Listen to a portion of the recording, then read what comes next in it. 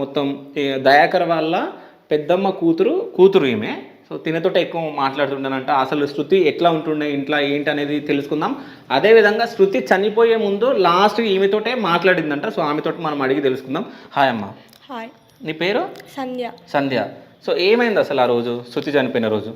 ఆ రోజు కూర్చుంది, నేను వచ్చిన. అయితే రోజు వస్తా నేను, ఇట్లా ఏం చేస్తుంది, ఇద్దరం ఉంటాం, క్లోజ్గా ఉంటాం. అయితే ఆడ కూర్చుంది, టీవీ పెట్టింది. టీవీ పెడితే టీవీ చూసినాం. అయితే ఇక నాకు పెళ్ళి ఉండే మా ఫ్రెండ్ది. కోనేస్తావా అత్తమ్మ అంటే వేస్తారా అన్నది. చీర కడతావా అంటే కడతా అన్నది. అయితే మంచిగానే ఉన్నాం, టీవీ చూసినాం, అది ఇది అన్నాం. అయితే తిన్నావా అంటే తినలే అని అన్నది. అయితే దినాలు ఉన్నాయి కదా, ఆ రోజు దినాలు ఉన్నాయి. అన్న అటు పోయిండు, స్నానం చేయి, నీళ్ళు పెట్టుకో అని చెప్పిన నేను. సరే చేస్తా అని అన్నది. చేస్తా అన్న నీళ్ళు నేను బకెట్లో పోసి నేను పెట్టుకుంటా తీయని అన్నది. సరే అనేసి నేను పోయినా. 10 నిమిషాలు అవుతుంది అంటే మా అత్తమ్మ వాళ్ళ ఇంటికి